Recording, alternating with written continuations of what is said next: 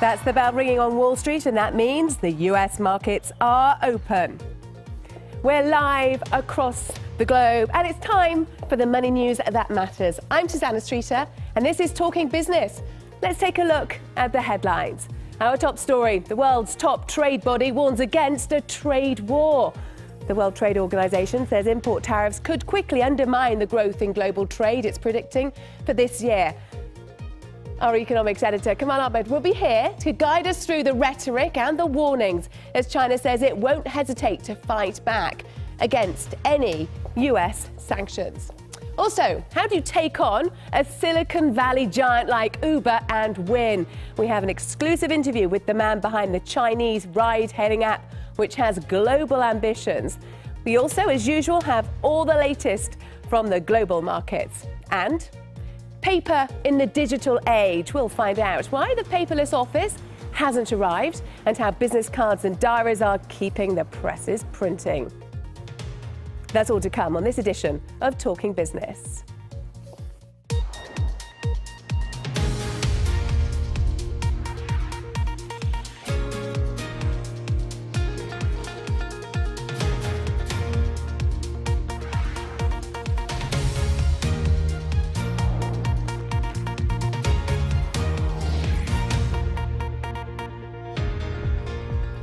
Good morning, America. Evening, Asia. Hello, world. A cycle of retaliation is the last thing the world economy needs. That's the warning from the head of the World Trade Organization, who says economic progress could be quickly undermined if governments resort to restrictive trade policies. Roberto Azevedo's words came as the WTO said that it expected the worldwide trade in goods to rise by 4.4% this year as it continues to pick up after the global financial crisis. Now, that's despite the fact that the world's two largest economies, the US and China, are each laying out detailed plans for tariffs on $50 billion of each other's imports recently. And last week, President Trump threatened to increase that number. And today, a Chinese government spokesman said China will not hesitate to fight back if the US does so. Well, let's get rid of the cube now and focus on this with somebody who's been going through all those figures and projections at the WTO. That's our economics editor, Kamal Ahmed, who's with me now. Hello there, Kamal. So, on the face of it, the projections for the global economy are pretty healthy, aren't they? But there's this word of warning. Absolutely. So the WTO annual trade report today says that last year, with 4.7% growth in global trade, that was the highest figure that the world economy had seen since 2011. So that really shows that this synchronized global growth is really picking up and is building trade between nations. But exactly as you say, and as we said at the top of the program, there is this risk and really a warning from Roberto Azevedo, the head of the WTO, to both America and China. Of course, President Donald Trump has really set out that he is, and the American administration is unhappy with how free trade works at the moment. He says it's asymmetric. It's more advantageous to countries like China than it is to countries like America, has announced tariffs on steel, aluminium, solar panel imports into America, washing machine imports into America. China has retaliated.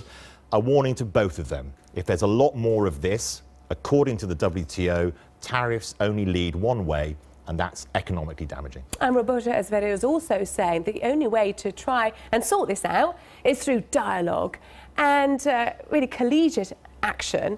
We understand that there are talks going on behind the scenes with US and Chinese officials, but today we've had these strong words coming from China's Commerce Department, perhaps indicating that Beijing may be running out of patience, do you think? Absolutely. Well, I think China immediately responded with tariffs on American foodstuffs, in particular imported into China, as soon as America announced the steel and aluminium tariffs. What the WTO is worried about is tit for tat. So one country announces one set of tariffs, import taxes, another country announces retaliation. Now, of course, dialogue is mostly done through the WTO. China has complained to the WTO about the American announcements on tariffs. But I think that Donald Trump says in a war, he says trade wars are good. And in a trade war, they will win. Now, economically, there are a lot of people who would criticise that position, but I think there's a huge amount of politics in this. And for Donald Trump, it's about America first. It's about talking to the American voters who voted him into the White House. So although Roberto Azevedo calls for dialogue, I think the politics of this are outweighing the economics at the moment. You talk about the politics. We had Chinese President Xi Jinping talking earlier this week at the Boao conference, known as Asia's Davos, really, isn't it? Now, he was saying that actually China will be more open to foreign businesses, US firms. That really was a conciliatory tone, but do you think he was expecting more from the US in return? It wasn't a huge change, actually, in terms of conciliatory tone to what he said at Davos the year before last when he spoke at the World Economic Forum in Switzerland. China has said, we want to be more open. But America immediately responds, well, your currency isn't tradable like the dollar is tradable around the world. There are big restrictions to operating in China if you're an American law firm, for example. So, as I say, Donald Trump believes whatever the tone of conciliation from China, they gain much more from America's huge market than America gains from China's huge market. I think what the WTO would like is exactly as you say. Let's have dialogue, let's have agreed approaches to these issues, and let's not have shouting at each other. China has sounded more open because it wants to be more open, but I think in terms of the tit for tat, America has acted, China has acted, and the WTO is concerned about the economic damage that could create around the whole globe. Absolutely. OK, Kamal, thank you very much for your insights as usual. Well, there are lots of international firms who will be waiting to find out if China really does make good on its promise and open up its economy. But some companies aren't really waiting around to find out, and they're going about creating business opportunities right now. And one of the world's hottest startups has announced a deal to expand into China. New York-based WeWork operates co-working spaces in 22 countries.